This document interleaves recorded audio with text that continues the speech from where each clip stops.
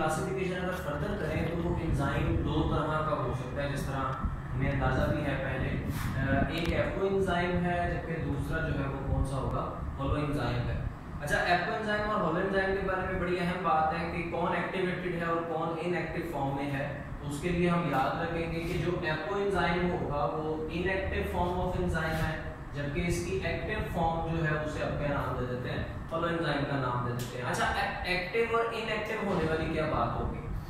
अब हमने पहले भी कहा था कि हमारी बॉडी में आम तौर पे जो एंजाइम्स खारिज किए जाते हैं वो अपनी इनएक्टिव फॉर्म में खारिज किए जाते हैं, जिस तरह के पेप्सिनोजन था, जब जरूरत पड़ी प्रोटीन आई और फिर वो किसमें कन्वर्ट हो जाता है, पेप्सिन के अंदर। तो जरूरी है कि बॉडी में नॉन फंक्शनल हालत में रहें। अगर ये अपनी फंक्शनल हालत में सेक्रीट होते हैं तो इसका मतलब है ये बॉडी के लिए डैमेजिंग हो जाएंगे। इसलिए फिर उसके साथ सबसे पहली बात यह है कि को-फैक्टर अटैच नहीं होना चाहिए जो कि इनएक्टिव एंजाइम होगा। तो कोई भी ऐसा एंजाइम जिसके साथ उसका को-फैक्टर जुड़ा हुआ नहीं होगा, चाहे वो को-एंजाइम की फॉर्म में हो, चाहे वो प्रोस्थेटिक ग्रुप की फॉर्म में हो, ऐसे एंजाइम को हम क्या नाम दे देंगे, वो हमारे पास एपो एंजाइम है। तो लेट्स सपोज कि ये अगर आपके पास एक एंजाइम है, इस एंजाइम के ऊपर ये छोटी सी साइट है एक्टिव साइट के बिल्कुल साथ किसकी, को-फैक्टर की। अब ये को-फैक्टर मौजूद है, तो को-फैक्टर अगर तो नहीं जुड़ा हुआ किसके साथ, इस एंजाइम के साथ, तो तब आप इसे क्या नाम दे देंगे कि ये एपो एंजाइम है। लेकिन अगर इसी एंजाइम की एक्टिव साइट के साथ वाली जगह जो कि इस को-फैक्टर की थी, इस को-फैक्टर के साथ आगे कौन अटैच हो जाएगा, इस एंजाइम के साथ आगे कौन अटैच हो जाएगा, को-फैक्टर। तो वही इनएक्टिव फॉर्म किसमें कन्वर्ट हो जाएगी, एक्टिव फॉर्म में कन्वर्ट हो जाएगी। इस एक्टिव फॉर्म को फिर हम क्या नाम दे देते हैं, होलो एंजाइम का नाम दे देते हैं। ठीक है, विदाउट अटैच्ड को-फैक्टर एपो एंजाइम और विद अटैच्ड को-फैक्टर क्या नाम दे दिया जाएगा उसे, होलो एंजाइम। तो ये जो एपो एंजाइम है, जो कि इसमें नॉन प्रोटीन पार्ट नहीं है, इसका मतलब है कि सोलली प्रोटीन इनएक्टिव फॉर्म है, जबकि ये जो है इसमें प्रोटीन भी है और नॉन प्रोटीन पार्ट भी मौजूद है। इसलिए जब भी हम लिखते हैं तो पॉलीपेप्टाइड चेन और साथ में क्या मेंशन कर देते हैं, को-फैक्टर का नाम मेंशन कर देते हैं। ठीक है। अच्छा, इसकी थोड़ी सी कंट्राडिक्शन सी है कि हम जब इसकी एग्जांपल्स कोट करते हैं ना तो पेप्सिन और पेप्सिनोजन की एग्जांपल कोट करते हैं। हालांकि हमें पता भी है कि जब पेप्सिनोजन ने एक्टिव हालत में जाना है पेप्सिन की हालत में, तो उसको तो कोई को-फैक्टर नहीं चाहिए, उसको सिर्फ पीएच चाहिए होती है।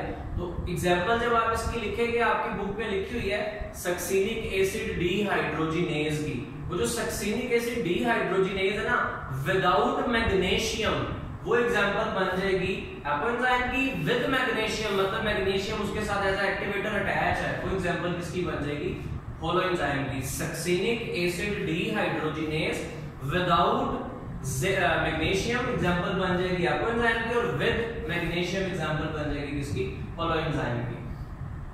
अच्छा, ये जनरलाइज फॉर्म में केमिकल रिएक्शन जो हमारी बॉडी में होगा, एंजाइम के साथ उसका स्पेसिफिक सबस्ट्रेट और देन क्या मौजूद होगा, को-फैक्टर, और फिर इनकी अटैचमेंट हो जाती है, ES complex enzyme substrate complex बन जाता है, और फाइनली फिर प्रोडक्ट्स बन जाती हैं। आपने पहले पढ़ा था कि ये सबस्ट्रेट जोड़ना बाइंडिंग साइट का काम है, और जब बाइंडिंग साइट का काम हो जाता है, मतलब जब ES कॉम्प्लेक्स बन जाता है, तो फिर कैटालिटिक साइट उसकी कैटालाइसिस करवा देती है प्रोडक्ट में, प्रोडक्ट बन के अलग हो जाती है, या एंजाइम अपने आप को प्रोडक्ट से अलग कर देता है, को-फैक्टर को भी अलग कर दिया जाता है, और देन ये दोबारा रीयूज हो जाएगा, जो कि कौन है हमारे पास, एंजाइम मौजूद है। यहाँ पर एक छोटी सी बात, ये जो ES कॉम्प्लेक्स बनेगा ना, ये याद रखेंगे कि ये हमेशा लेस स्टेबल होगा, क्योंकि इसने ट्रांसफॉर्म हो जाना, इसलिए लेस स्टेबल होगा।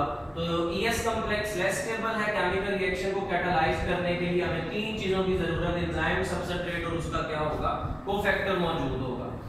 अच्छा, इसी केमिकल रिएक्शन को अगर आप देखें ना तो दो तरह के मॉडल से एक्सप्लेन किया गया, इनके बारे में आपको जनरल ऑब्जेक्टिव्स याद करनी है, लॉक एंड की मॉडल और इंड्यूस फिट मॉडल। सबसे पहले किसने डिस्कवर किया था और कब किया था, आपको याद होना चाहिए, एमएल फिशर 1890 में लॉक एंड की मॉडल को इन्होंने प्रपोज किया, और देन डैनियल कॉस्टलैंड पूरा नाम है, और 1959 में इन्होंने किसको प्रपोज किया।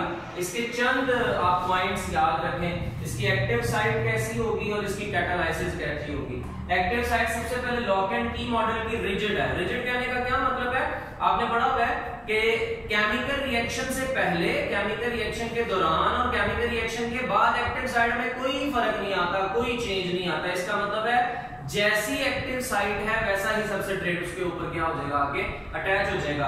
तो ये रिजिड स्ट्रक्चर है एक्टिव साइट। इसका दूसरा मतलब क्या है कि ये चेंजेबल नहीं है, ये मॉडिफाई नहीं होगा। जबकि इंड्यूस फिट मॉडल लफ्जी मतलब ये बता रहा है कि इंडक्शन होनी है जब सबस्ट्रेट ने आके फिट होना है किसी भी एंजाइम की एक्टिव साइट के ऊपर। लिहाजा यहाँ पर एक्टिव साइट चेंजेबल है और मॉडिफाई भी होगी। हाँ, मॉडिफाई इस हद तक होगी कि उसकी एक्टिविटी बेहतरीन हो जाए। और देन दूसरी बात, डीनेचरेशन, ग्लोबुलर स्ट्रक्चर डिस्ट्रॉय नहीं होना चाहिए। तो ये आपके पास पॉइंट बन गया एक्टिव साइट का। इसी तरह कैटालाइसिस है जो हमारे पास लॉक एंड की मॉडल है, जो कि ये लोगों ने साइंटिस्ट ने गलत साबित कर दिया था, इसलिए लेस इफेक्टिव होगा। और जो ज्यादा एफिशिएंसी है, ज्यादा इफेक्टिव है हमारी बॉडी में आमतौर पर जो ज्यादातर केमिकल रिएक्शन होते हैं वो किसके मुताबिक होंगे, वो इसी इंड्यूस फिट मॉडल के मुताबिक होंगे। अच्छा जी, बेशुमार फैक्टर्स हैं जो कि एंजाइम के केमिकल रिएक्शंस पे इफेक्ट करते हैं। बुनियादी तौर पे 5 हैं। उनमें से हमारे पास सबसे पहले टेम्परेचर और पीएच, ये वो वाले हैं दो जो कि किसी भी एंजाइम को, हमने लास्ट टाइम भी बोला था कि क्या कर देते हैं, डीनेचर कर देते हैं। Then substrate concentration, enzyme concentration, और एक और है आपने पढ़ा होगा इनहिबिटर्स के नाम से होगा। अच्छा, ये जो ग्राफिकल रिप्रेजेंटेशंस हैं, आपको ये सिंपल इमेजेस दी जा सकती हैं वहां पर और कहा जा सकता है इसके अकॉर्डिंगली कोई एमसीक्यूज पूछी जा सकती है कि बताएं आपको यहाँ से क्या बात पूछी जा रही है। तो ये आपको जरूर याद करनी है। और देख लें टेम्परेचर ऑप्टिमम उसके अकॉर्डिंगली भी, फिर ऑप्टिमम पीएच के अकॉर्डिंगली भी। अब ये आपको जहन में होना चाहिए कि जो ऑप्टिमम टेम्परेचर है वो बॉडी में ह्यूमंस की बात करें तो यक्सर होगा, और वो यक्सर कितना होगा, वो 37 डिग्री सेल्सियस होगा। इसका मतलब है हमारी बॉडी में जितने भी एंजाइम्स हैं वो सारे के सारे किस ऑप्टिमम टेम्परेचर पे काम करेंगे, 37 डिग्री सेल्सियस पे। चाहे कोई ओरल कैविटी वाला हो, चाहे स्टमक वाला हो, चाहे